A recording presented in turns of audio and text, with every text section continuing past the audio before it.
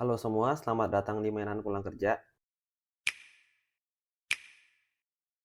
Pada video kali ini, kita akan membahas sepatu Kanki Klasik Story Kagayaku. Sebelum kita bahas sepatunya, kita lihat dulu boxnya. Ini dia boxnya. Boxnya warna abu-abu ya.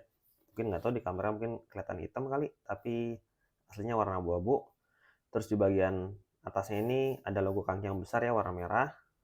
Di bagian sininya tulisan Kanki dan di sini ada tempat buat talinya. Jadi ada talinya gini nih, bisa dikeluarin gitulah, jadi bisa digantung itu. Di sini ada tulisan karena kita peduli. Untuk sisi sininya ada kayak awan-awan Jepang gitu. Sisi sininya tulisan Move with Kanki. Terus di sisinya awan Jepang juga, cuma di sini ada labelnya, siluet sepatunya, nama sepatunya, dan di sini ukurannya ukuran 42 dan ini true to size buat saya. Ke bagian bawahnya polos ya, dan kualitas boxnya ini lumayan, ban keras, jadi bagus. Sekarang kita buka, dalamnya coklat kardus biasa gini. Terus di sini ada kertas minyak dengan logo Kanki yang banyak. Ini ada harganya ya, 388.800. Oke, sekarang kita balik lagi ke sepatunya. Pertama soal siluetnya. Siluetnya ini sepatu klasik ya, jadi retro gitu. Dan secara desain ini mirip banget seperti New Balance 327. Apalagi yang colorway ini ya, mirip banget gitu. Lanjut bagian uppernya, dia didominasi bahan mesh. Cuma di sini tuh ada sweat di bagian tuh depan sini. Terus di sininya ada kayak leather gitu.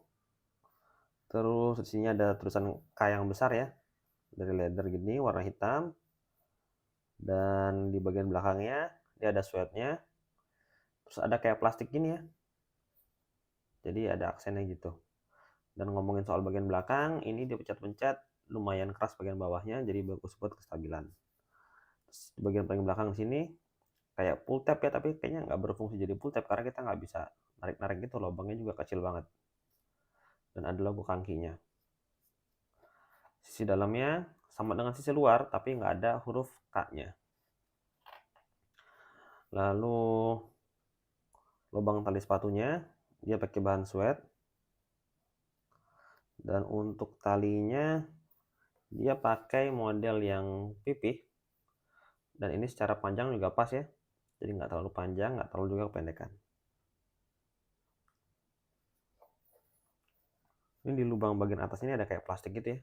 Jadi beda, yang lainnya sweat, ini kayak plastik gitu. Lanjut ke bagian tangnya. Tangnya yang bagian atas ini pakai bahan sweat dengan ada tulisan Kanki. Cuma yang bagian dalamnya sini dia pakai mesh. Terus sisi dalam tangnya itu kayak dilapisin, kelihatan nggak ya? Kayak bahan gitu.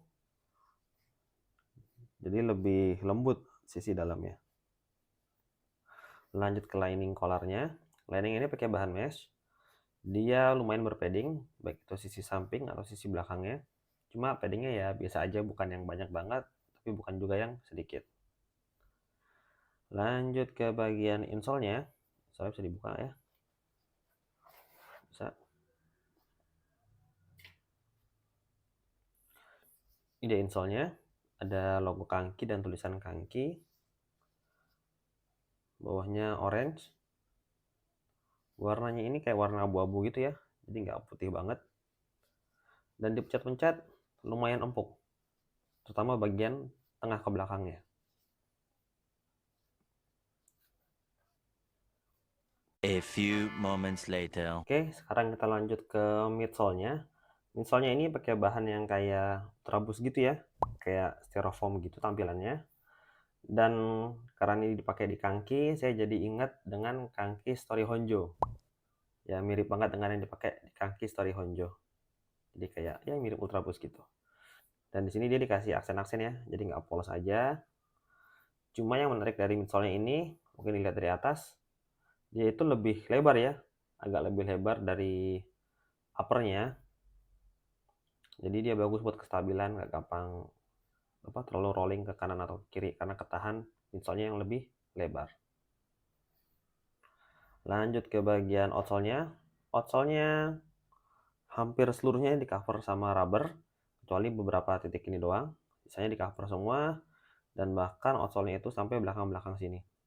Walaupun ya nggak begitu kepake sih, ini cuma buat desain aja. Nah, sisi sininya, tapi ya bagus. Lalu gimana rasa pakainya?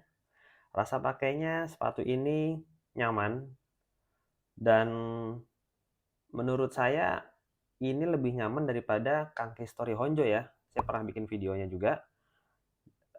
Mungkin mirip, cuma mungkin komposisi midsole-nya ini ada yang berubah ya. Jadi ini tuh lebih empuk, terutama di bagian tengah ke belakang, dan ketika diinjek, amblesnya itu lebih berasa. Jadi ya menyenangkan sih pakai sepatu ini. Lalu bagaimana kesimpulannya? Sepatu ini harganya itu 388.800. Dan menurut saya sepatu ini worth it ya dengan harga segitu. Yang pertama desainnya bagus, terus yang kedua dipakainya nyaman ya. Ini mungkin ini sepatu kaki ternyaman yang pernah saya pakai ya. Sebelumnya tuh saya bilang kaki yang Hero KG V2, cuma menurut saya lebih empuk ini midsole-nya. Jadi saya lebih suka dengan kaki Kagayaku ini. Terus empuknya itu juga bukan empuk yang berlebihan, jadi masih stabil, dan untuk traveling gitu saya masih pede sih buat pakai sepatu ini. Cuma ya uppernya ini bisa kita lihat ya, dia agak narrow sedikit bagian sininya. Jadi mungkin kalau buat kaki lebar perlu pertimbangkan untuk upsize. Terus keluhan saya itu ada di ininya sih, midsole-nya yang terlalu lebar ini kalau dipakai buat nyetir itu kadang-kadang ujung sini atau ujung sini, nah dan ujung belakang sini tuh kena pedal gas atau pedal rem mobil gitu. Jadi ya mungkin jadi kotor-kotor, kikis-kikis gitulah sisi-sisi paling ujungnya. Dan ya overall sepatu ini worth it, nyaman, bagus, dan kayaknya bakal awet sih karena dia rubbernya pun mengcover hampir keseluruhan ya. Jadi dipakai buat daily, pokoknya buat beater, buat macam-macam ini oke. Cuma kalau buat beater mungkin bisa cari warna lain ya, karena warna ini terlalu terang jadi gampang kotor. Dan dia tersedia juga dalam berbagai warna, dan ada warna yang full hitamnya, jadi itu kalau untuk daily beater lebih aman. Oke, mungkin segitu pendapat saya. Gimana menurut teman-teman? Silahkan komen di bawah. Jangan lupa like dan subscribe supaya saya tambah semangat untuk bikin video. Dan untuk link sepatu bekas review atau link sepatu baru, insya Allah linknya akan saya taruh di deskripsi. Sekian dari saya, dan sampai jumpa di video berikutnya. Terima kasih.